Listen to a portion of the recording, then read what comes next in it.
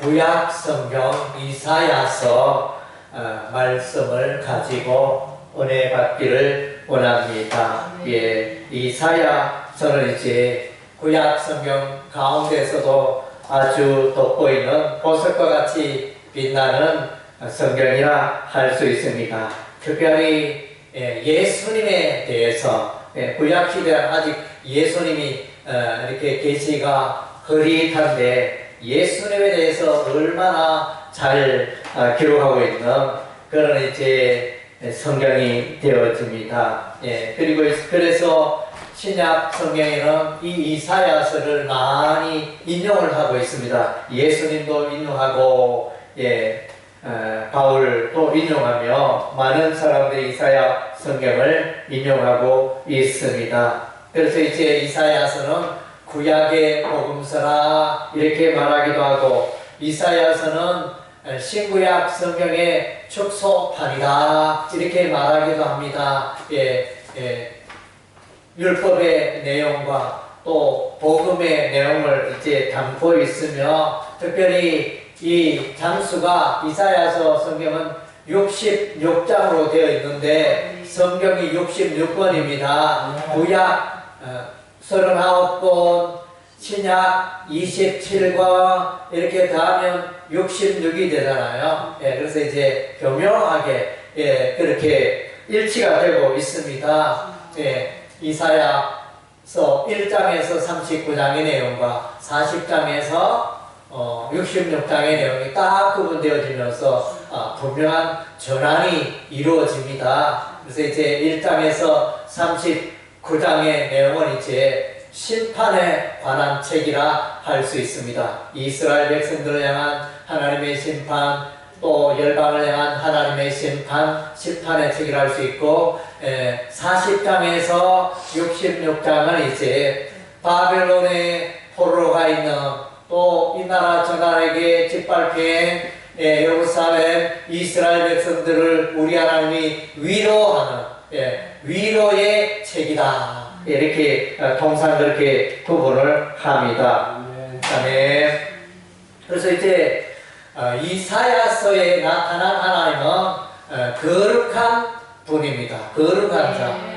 거룩하신 하나님.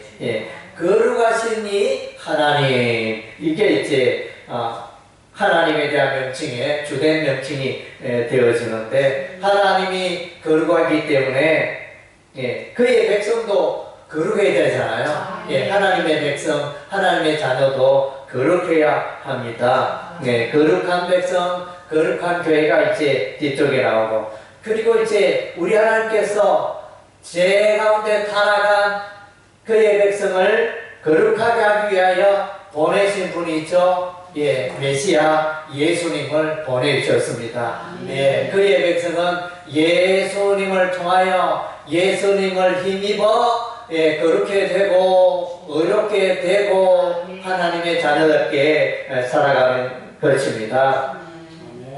아멘. 그래서 이제 우리 하나님께서 이제 어떻게 위로하느냐. 이사야 40장에서 66장은 위로의 책이라고 어떻게 위로하느냐. 그래서 아수르의 침략, 바벨론의 침략을 통해서 많은 이스라엘 백성들이 죽었지만 그 가운데 우리 하나님이 남겨둔 자들이 있었습니다.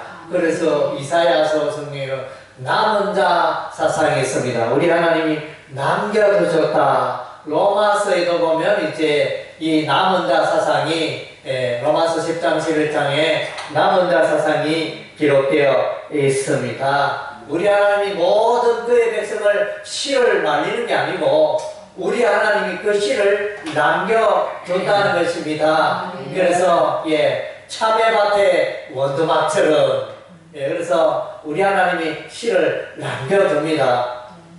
그래서 예루살렘 성처럼 아수르 군사에게 에워싸인 예루살렘 성처럼 이렇게 또 감람나무에 그 열매가 다 떨어졌는데 감람나무 꼭대기에 몇 개의 감람나무 열매가 때롱때롱 매달려 있습니다. 예, 그런 것이 이제 남은 자의 개념이 되어진다. 남은 자 사상을 이사야서 성경이 말해주고 있고, 예, 나무가 다 배임을 당하여도 거루터기가 남아있잖아요. 예, 거루터기가 남아있는데 배임받은 그 거루터기에서 새싹이 올라오잖아요. 예, 삭이 올라. 예, 이것이 남은 자 사상이 되었습니다. 예, 그리고 이제 어떻게 남은 자를 통하여 이스라엘을 위로하고, 우리 하나님이 이스라엘을 위로하되 또 바벨론의 포로에서 돌아오게 하십니다. 예레미야 선지자가 예언한 바 70년 세월이 지나면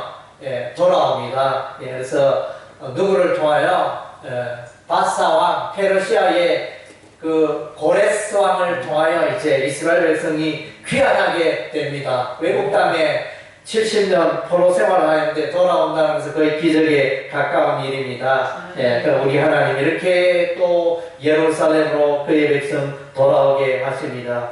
그리고 예루살렘 성을 회복시키십니다. 예, 그리고 이제 메시아를 통하여 이스라엘 백성들의 온전한 빛이 되시고 온전한 구원을 이루어 가시겠다. 예, 그런 내용이 이제 이사야서에 담겨 있습니다. 예, 그래서 이사야 선지자의 이름 이사야의 의미는 이제 하나님이 우리를 구원하신다, 하나님이 구원하신다, 이런 이제 의미가 담겨 있는데, 예, 그래서 이사야서 성경은 또 다르게 보면 구원의 책이라 할 수 있습니다. 예, 구원의 사건들이 나오는데 아수르에게서 우리 하나님이 구원하셨습니다. 예, 우리가 이사야서 36장에서 39장의 내용을 보면 아수르 군대가 예루살렘을 겹겹이 에워쌌습니다. 그래서 히스기야 왕이 하나님께 간절히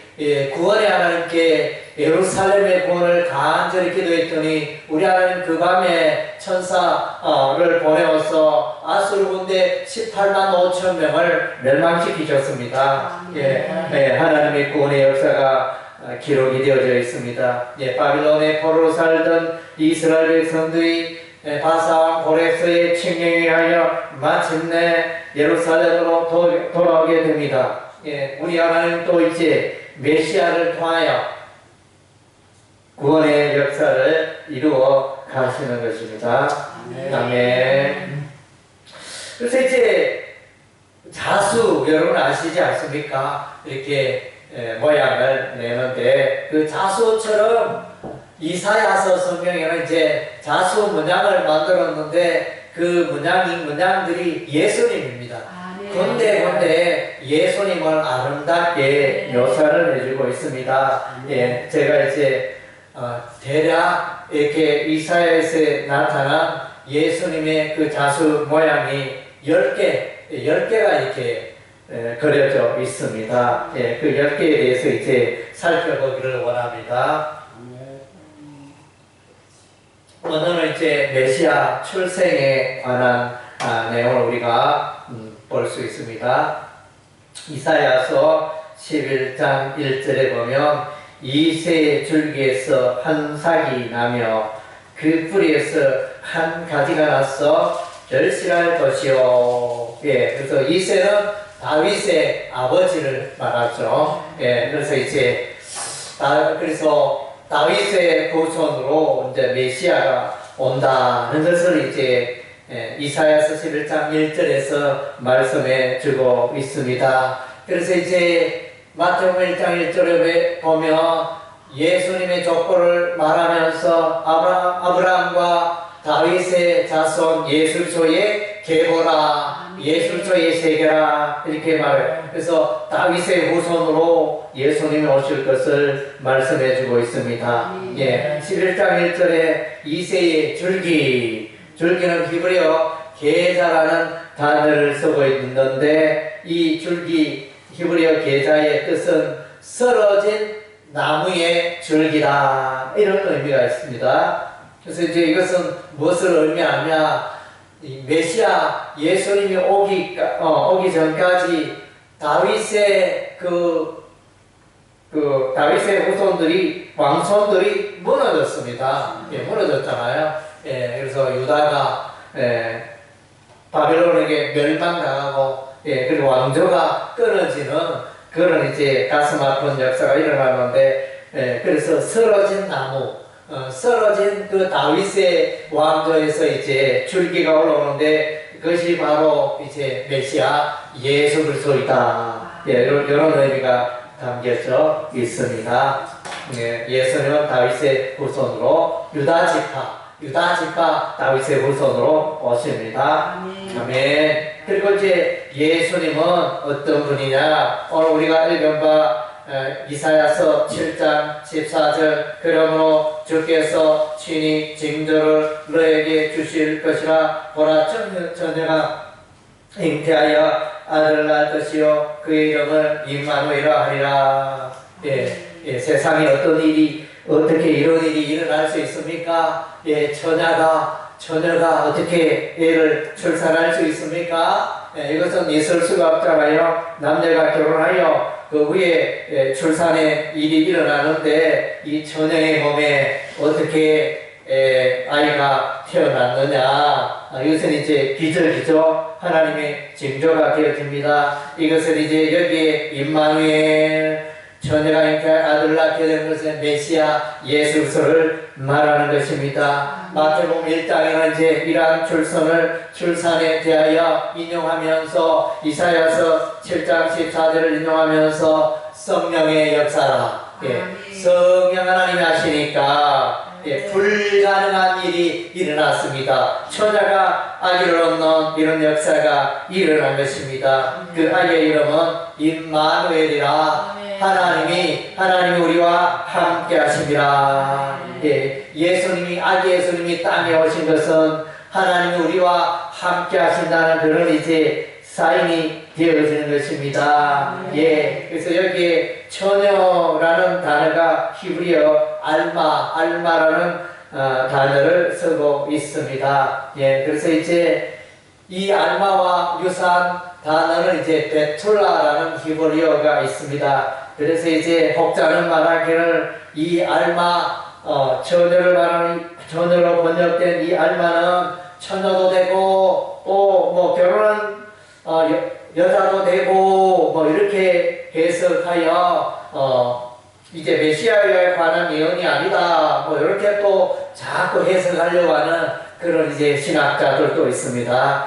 그러나 이제 이것은 이제 리브가가 창세기에 보면 리브가가 나오는 그 장면에서 리브가를 이제 이 알마라는 히브리어를 쓰고 있습니다. 전혀 리브가에 대해서 알마라는 단어를 사용하고 있기 때문에 처녀의 의미로 우리가 받아들인 것이 합당하다는 것을 우리가 알 수 있습니다. 그래서 예수님은 보통 사람과 출생이 다르다는 것입니다. 보통 사람은 남녀에서 관계에서 태어나지만은 예수님은 처녀의 몸에 이렇게 성령의 역사로 태어나신 분이다. 그래서 이제 예수님은 공자나 맹자나 이렇게 소크라테스나 그런 뛰어난 우리가 흔히들 말하는 성인들 뛰어난 사람들과는 근본 출생 근본이 다르다는 것입니다. 그들은 사람의 그 혈통을 이어받았지만은 예수님은 그러지 않았다는 것입니다.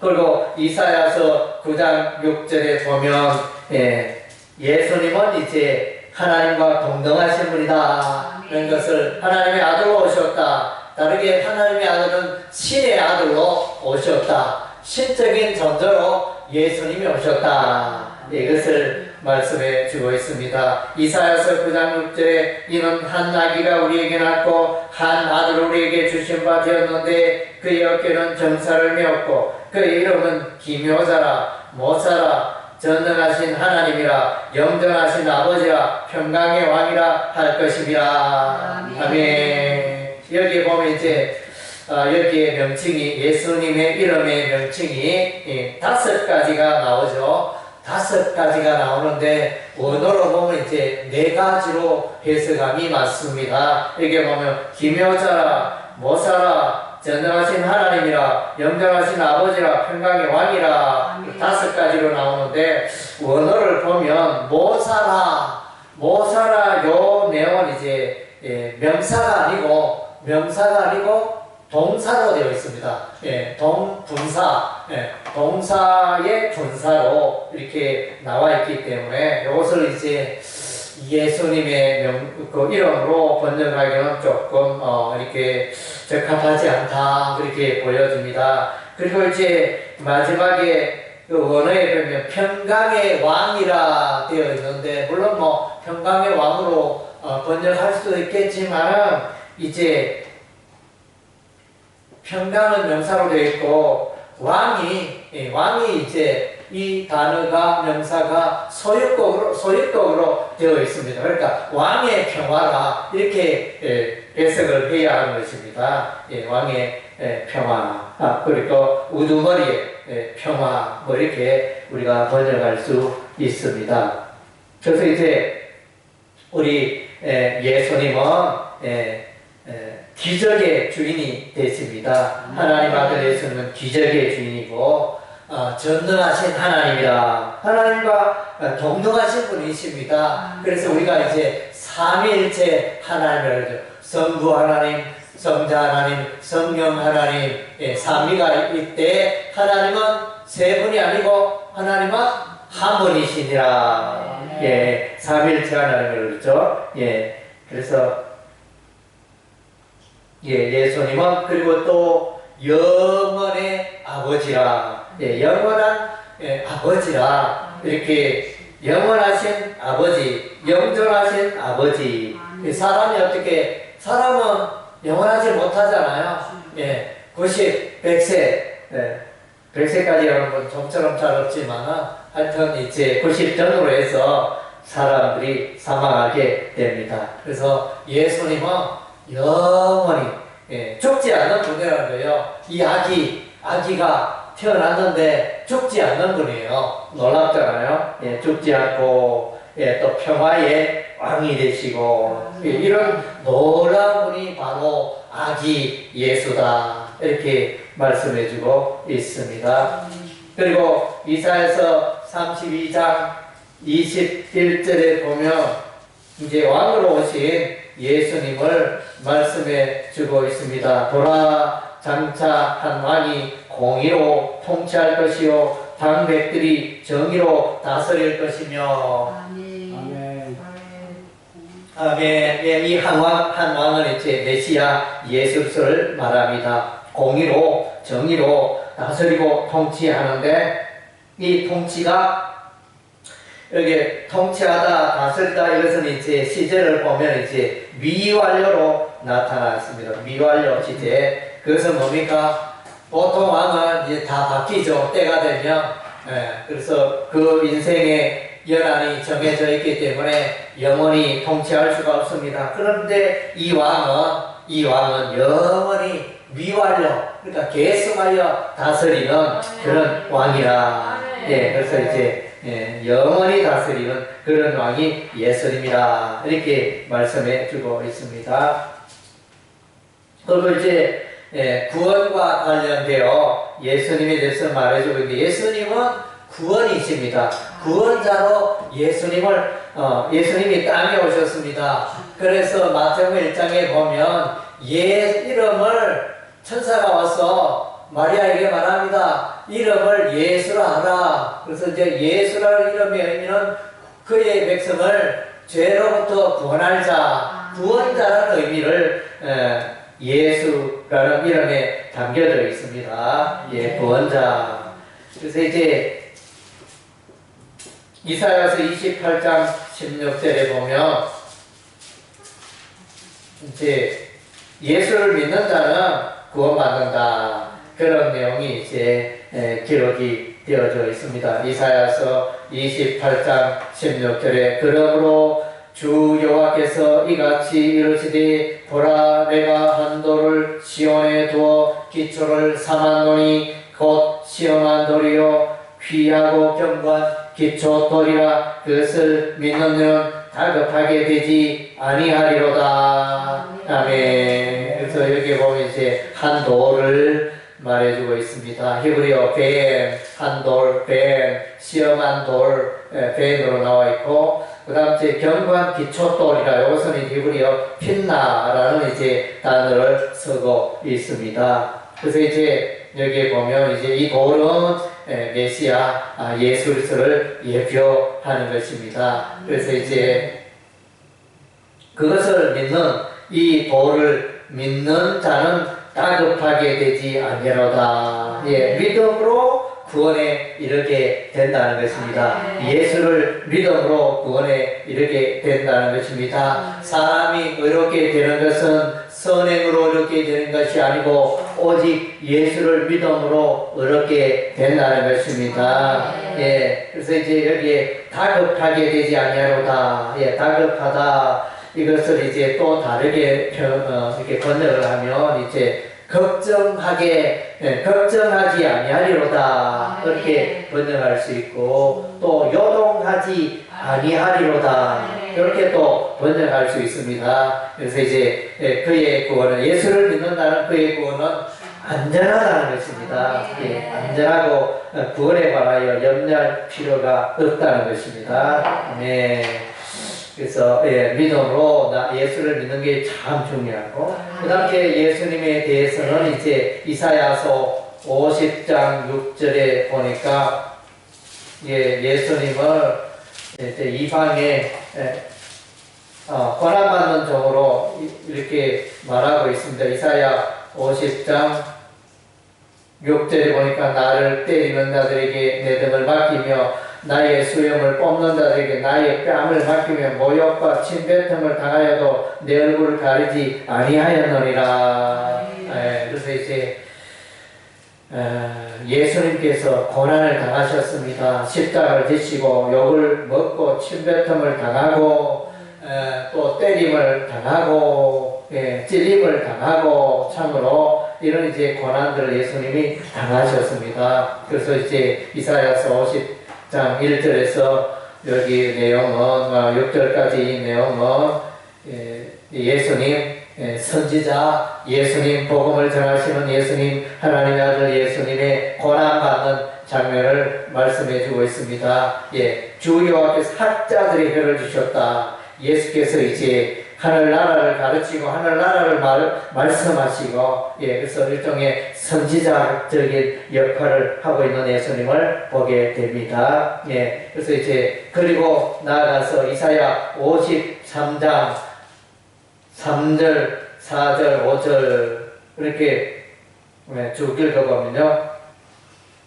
4절부터 그는 실로 우리의 질고를 지고 우리의 슬픔을 당하였거늘 우리는 생각하기를 그는 징벌을 받아 하나님께 맞으며 고난을 당한다 하였노라. 그가 찔림은 우리 허물 때문이요 그가 상은 우리의 죄악 때문이라. 그가 징계를 받으면 우리는 평화를 누리고 그가 채찍에 맞으면 우리는 나음을 받았도다. 우리는 다 양 같아서 그러되하여 각기 제 길로 갔거늘 여호와께서는 우리 무리의 죄악을 그에게 담당시키셨도다. 예수님에게 담당시키셨도다. 그래서 이제 세례 요한은 예수님이 온 것을 보고 요단강에서 보라 세상 죄를 지고 가는 하나님의 어린 양이로다. 예수께서 세상 모든 사람들의 저와 여러분의 죄를 짊어지시고 이제 대신하여 십자가 형벌을 받으신 것입니다. 그래서 찔림은 예수님 죄 때문에 찔리고 예수님 죄 때문에 매를 맞은 것이 아니고 여러분의 죄를 대신하여 짊어지시고 십자가에서 죄값을 치렀다는 것입니다. 그래서 로마서 3장 23절에 모든 사람이 죄를 범하였음에 하나님의 영광에 이르지 못하더니 모든 사람들이 죄로 불행하고 죄 때문에 지옥에 가며 멸망받을 수밖에 없습니다. 그러나 이제 예수님께서는 오셔서 우리의 죄의 값은 사망이라고 했습니다. 그래서 예수님이 우리를 대신하여 죄값을 치루어 주신 것입니다. 그리고 이제 예수님을 통하여 교회가 일어나게 됩니다. 예, 이사야서 4장 2절 말씀 보면 이제 다소 좀 어려운 성경 구절이라 할 수 있는데, 칼빈도 이사야서 4장 2절을 메시아적 의미로 해석하지 않았는데, 그럼 오늘날 다수의 주석가들이 메시아적 의미로 해석을 합니다. 예, 2절에 그날에 여호와의 사기 아름답고 영화로울 것이요 그 땅에 솟아난 이스라엘의 피난한 자를 위하여 영화롭고 아름다울 것이며. 예, 그래서 이제 요 이사야서 4장 2절 여호와의 사기, 바로 메시아를 가리킨다, 이렇게 해석을 합니다. 그리고 이제 땅의 솟아난도 메시아로 해석하기도 합니다. 뭐 신학자에 따라 다양하게 해석하는데, 저는 이제 이 4장 2절의 이 내용을 여호와의 사금 메시아를 말하고 땅에 솟아는 그 교회를 말하, 이스라엘 백성들을 말한다, 저는 그렇게 해석합니다. 왜냐하면 그 후반부에 보면 산들의 시온에 남아있는 자, 예루살렘에 머물러 있는 자, 이러면서 이제 남은 자에 대해서 이제 교회에 대해서, 이스라엘 백성에 대해서 말하고 있기 때문에 저는 땅의 소산을 이제 하나님의 자녀 백성들 교회를 말한다, 저는 그렇게 해석을 합니다. 여호와의 삭은 히브리어 체마어, 땅에 솟아, 그럴 때 솟아는 히브리어 텔이라는 단어를 쓰고 있습니다. 예, 그래서 이스라엘의 남은 자를 통하여 하나님의 역사가 일어나고 이스라엘이 회복됨을 말해주는, 마침내 지금은 이제 아수르에게 나라가 멸망당하고 지금은 아수르에게 바벨론의 포로가 되고 유다와 예루살렘이 다 이렇게 파괴가 되고 멸망되어졌지만은, 그러나 이제 우리 하나님 마침내 그의 구속을 하나님의 백성을 번성케 하시리라. 예, 그런 내용이 이제 담겨있다고 알려집니다. 예, 그리고 이사야서 42장 6절에, 이사야서 42장 6절에 이방의 빛은 이제 예수님을 말하는 것입니다. 나 여호와가 의로 너를 불렀은즉 내가 내 손을 잡아 너를 보호하며 너를 세워 백성의 언약과 이방의 빛이 되게 하리라. 요 내용은 이제 메시아를 향한, 예수님을 향한 우리 하나님의 메시지가 되어집니다. 예, 그래서 이제 이사야서 이렇게 보면 후반부에 40장 이후에 후반부에 여호와의 종의 노래 이러면서 이제 4번이 나옵니다. 여호와의 종의 노래가 4번이 나오는데 42장 1절에서 4절, 그리고 이사야 49장 1절에서 6절, 그리고 이사야서 50장 4절에서 9절, 이사야 52장 13절에서 53장 12절, 이렇게 4개의 종의 노래를 말해요. 종의 노래는 하나님의 종, 여호와의 종, 메시아를 노래하는 걸 말합니다. 그래서 이제 이사야서 성경을 읽다 보면 메시아, 하나님의 종은 종인데 메시아도 예수님도 하나님의 종이고 이스라엘 백성도 하나님의 종인데, 때로는 단수로 표현되기도 하고 때로는 복수로 표현되기도 하고, 복수는 이스라엘 백성, 단수는 메시아, 그렇게 똑같은 여호와의 종에 대해서 이제 그렇게 구분하여 우리가 해석해야 하는 것입니다. 그 부분에 대해서는 이제 좀 헷갈리고 어렵습니다. 어쨌든 이제 예수님이 빛으로 오십니다. 어둠에 있는 자, 어둠에 있는 자, 갇힌 자에게 예수님이 빛으로 오십니다. 어둠은 다르게 표현하면 이제 어둠은 우상 숭배 가운데 빠진 백성들을 말하는 것입니다. 그래서 이제 예수님이 오셔서 땅 끝까지 구원을 베풀어 주시고, 빛으로 예수님이 오신 날은 이제 은혜의 날이요 구원의 날인 줄 믿습니다. 할렐루야. 우리 하나님이 예수님을 통하여 새 일을 나타내 보여주시는 것입니다. 예수님을 만나는 자는 하나님의 백성이 되고 예수님을 만나는 자는 천국을 소유하게 되는 것입니다. 아멘. 그리고 이사야서 61장 1절에 보면 이제 기름 부음 받는 메시아에 대해서 말씀해 주고 있습니다. 주 여호와의 영이 내게 내리셨으니 이는 여호와께서 내게 기름을 부으사 가난한 자에게 아름다운 소식을 전하게 하려 하심이라. 나를 보내사 마음이 상한 자를 고치며 포로된 자에게 자유를, 갇힌 자에게 노임을 선포하며. 그래서 요 내용은 이제 메시아에 관한, 예수 그리스도에 관한 내용이 되어집니다. 그래서 이제 메시아 그러는데, 그래서 이제 그 내용은 여기에 여호와께서 내게 기름을 부으사, 메시아는 기름을 기름 부음을 받은 자, 요런 이제 그 의미가 이제 메시아가 되어집니다. 기름 부음을 받았다, 이건 하나님의 택함을 받았다, 하나님께서 보내자라는. 그래서 구약시대는 이제 왕과 제사장과 선지자가 이제 하나님으로부터 이제 기름 부음을, 감람 기름을 붓게 되어지는데, 그래서 이제 기름 부음 받은 자, 그가 바로 메시아가 되어지는 것입니다. 그래서 예수님이 오셔서 마음이 상한 자를 위로하시고, 포로된 자를 자유케 하시고, 갇힌 자 또 나오게 하시고, 그래서 슬픈 자가 기쁨을 얻게 하고, 근심 가운데 있는 자가 찬송을 부르게 되어지는 것입니다. 여호와의 영, 성령의 역사로 말미암아 이런 놀라운 역사가 일어나게 되어지는 것입니다. 우리의 신앙생활의 핵심은 예수님입니다. 메시아입니다. 그래서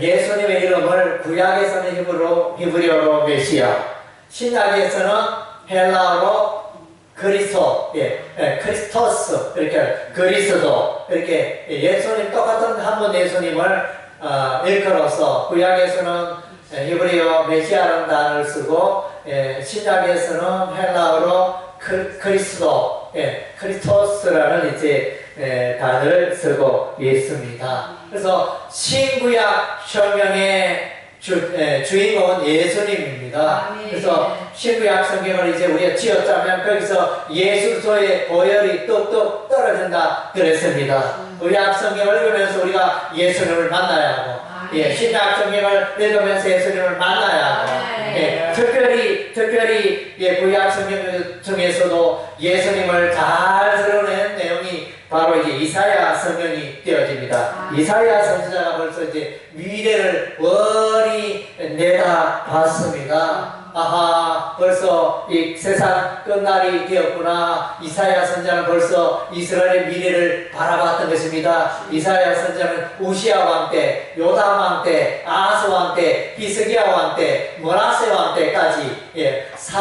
5대에 걸쳐가지고 긴 생애를 살면서, 특별히 이제 왕족으로서 왕궁을 출입하면서 이제 하나님의 말씀을 기록한 그런 선지자였습니다. 그래서 우시아 때는 이제 아주 나라가 경제도 번영하고 나라도 강하였습니다. 부국 강병을 이룩한 왕이 우시아 왕이었습니다.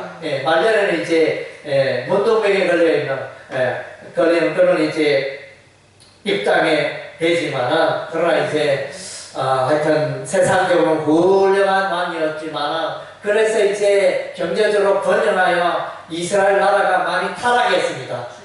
많이 타락하고 하는 이제 그런 것들을 보면서 이사야 선지자는 벌써 이 북이스라엘과 또 예루살렘 유다가 멸망할 것을 벌써 바라보고 예언하고 있는 것을 보게 되어집니다. 그래서 우리 하나님이 이스라엘을 칠 때 이스라엘만 치는 게 아니고 또 멸망을, 이웃나라 멸망을 치게 되어집니다. 북이스라엘을 멸망시킨 아수르를 멸망시키고, 또 남한국 유다를 멸망시킨 바벨론을 멸망시킵니다. 그 이사야 성경에 다 기록이 되어져 있습니다. 그래서 우리 이스라엘을, 우리 하나님이 그의 백성을 치지만은 마침내 회복시키시고, 그래서 거루터기의 새싹처럼 올라오게 하고 남은 자처럼 이제 포로 가운데서 돌아가게 하는 이제 놀라운 구원의 역사를 이루어가는 것이 이사야서 성경이 되어집니다. 하나님은 끝까지 그의 백성을 택하시고 부르시고 그의 백성과 함께하며 그의 백성의 구원을 완성시키신 것이 할렐루야. 그래서 여러분의 생애 가운데 늘 예수 그리스도를 통하여 구원의 역사를 이루어가고 구원의 은혜를 경험하고 예수 그리스도의 이 구원의 복음을 힘있게 전파하는 여러분의 생애가 되시기를 주의 이름으로 축원합니다. 아멘.